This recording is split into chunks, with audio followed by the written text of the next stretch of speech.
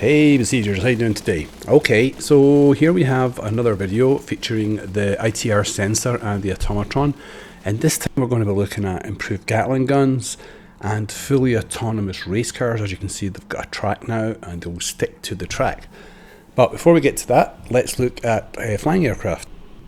Okay, so what we have here is like a standard drone type configuration, you know, with 3 drivers under each prop, but also a little bit of up force and sideways force. That's because the sensors on this one have got ground detection, there they are there, and forward and side and back ways obstacle detection, so they work individually of each other. Now there's another one coming up in a minute which has height control as well, which will climb over obstacles, but for the minute this one just bumps into them and avoids them. So this was the test vehicle, just to see how we could get on with it, if we could keep it steady and if it responded well, and basically just to learn how to do it. So as you can see, we can switch the sensors on and off now, which is great, and there's all sorts of other little bits and pieces being added to them. So here we see it without, the sensors are there, but they're just, you know, the triggers are just not switched on. But here you can see it with the height sensor. Now this is basically a big sphere that sweeps around like a radar, as you will see in a second, as we'll switch all the triggers back on again. Let's say they are all on, they're just not visible. So we'll switch them all back on, and then you can see this guy at work. And basically what's happening now is you've got the squares, which are the obstacles, and then you've got the little spheres at the bottom, which is ground detection, and then you've got the big sphere, which is a forward-looking sensor that raises the machine up every time it comes up to an obstacle, i.e. terrain, sort of terrain hugging, terrain following. That was the idea. So this is just the Mark 1, but I think it's gone really well because it's proven to be a very interesting project, so we'll see where this one goes. The idea also was to get it to be able to land and take off again, and I kind of got mixed up because if you look at the spherical sensors, the ones at the bottom, they're on steering blocks, so they can be raised and lowered, so that you can change the height that it hovers off the ground and even bring it into land. But what I forgot was I put the big swinging sphere on afterwards, and that sort of made them not work too well. But the idea was still there, so all I have to do is adjust the height, really, of the big sphere, and that would work okay.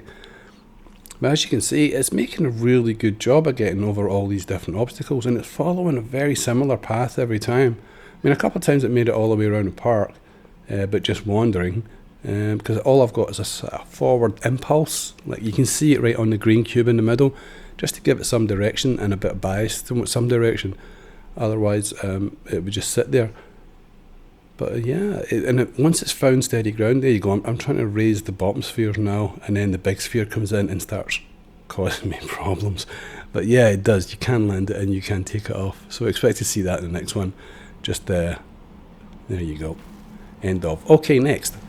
Gatling gun time. Okay, technically it's not a Gatling gun, I don't think. It's just like a super machine cannon, machine gun type thing. But this one is a lot simpler than the last. It's just a simple command in your automatron which says press C, and it's triggered by that piston block coming up through the sensor and triggering it, and it really is that simple. Those 2 cannons are set to 6 times power each, and I've anchored the shit out of them so that they don't move.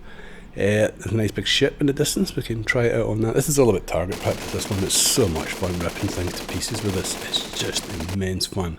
So simple to set up as well, a real piece of cake. I'll put the links to these 2 models, or 2 or 3 models, into the description. It was the Kirov you've seen at the start by the Amazing Twist. You all know his. That was good fun to take that apart, so I'll put a link in for that as well. So what we did next is we doubled it up. It's so simple. We just press Control A, doubled it up, move it to the side, and then bring in a slightly broader or slightly more robust target and see how you get on with that.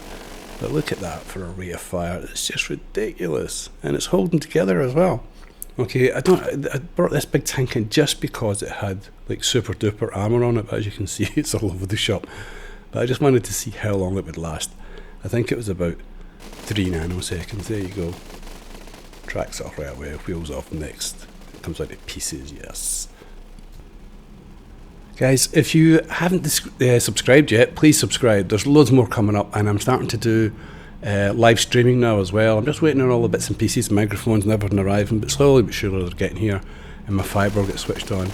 But until such times, Just have a look at this, the Kirov disintegrating in an instant. This is slowed right down as well to like 10%, and you can see how quick it just collapses.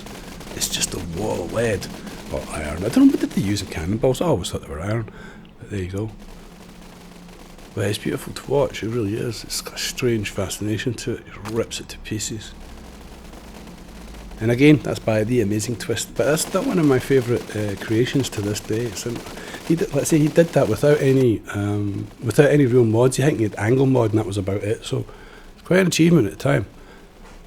And just get a few more gratuitous angles here. We'll watch it coming apart. But I like this one as it disappears. I mean, that is a really high rate of fire, isn't it? I mean, I think ITR said it will fire one every frame or something like that. Crazy amounts.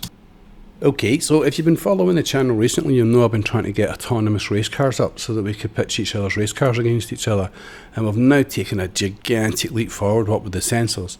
I've managed to get them following a complete track all the way around for several circuits sometimes, just using two very simple sensors at the front. One turns the wheels quickly left, one turns them quickly right, and that is it. The rest is on automatic, the wheels, etc. So there's really nothing to these cars, so it could all be about the design, aerodynamics, the downforce, the wheels, the suspension, all sorts. But the race is on now, because it's not just a matter of programming in all the turns like we did before for the previous cars. These things, you just stick them in a track and let them get on with it, and they can either make their way around or not. You know, and this is a good time for people to start messing around with the Automatron and the Sensor, because the programming of these two vehicles was so simple, unbelievable.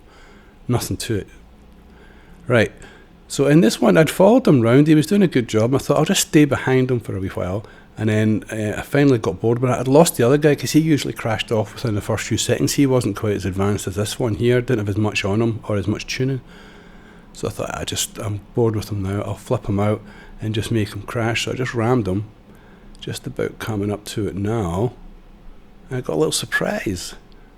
Here we go. Well, eventually. The thing is, he's faster than me. I deliberately set them quicker so that I would always just be hanging about and having to take the race line. There we go, just give him a wee clip here. Off he goes, and he obediently blows himself up. So I'm sitting there waiting, thinking that's it over, and the other guy comes right past me. He'd been alive the whole time, so that just shows you how robust they are. Because I must have been screwing with his sensors as well if he was behind me all the time, at some point anyway. But anyway, that bodes well. So this is really good. This is just like day one for the new car. So the race could be back on. Anybody wants to join in, let me know, and we'll get that organised again. Let's see, it's really simple to program them now. Really simple, but you must put in proper steering, proper return to sensor steering if you want to enter the race. Simple as that. We'll discuss what the rest of the rules are, but for now it's just going to be like that. Alright, I just thought I'd give this guy a little nudge over. Okay, so I mean we're nearing the end now, and I didn't post for nearly a week. There's just things going on in real life, sorry about that. But it should be back to sort of normal schedule now. I should be back soon to doing live streaming, because I'm just waiting for my super fast broadband to get put in, and I've got new microphones, and I've got new blah-de-blah and bits and pieces. And I've also got a nice big fat SSD that I can use as a server for playing multiplayer games, so I'm going to get involved in that as well. As you can see, this is just another quick shot of Kirov. I just loved watching this thing come to pieces. Anyway guys, thanks for watching. Please give me a thumbs up, please subscribe if you haven't. I'll catch you next week, bye.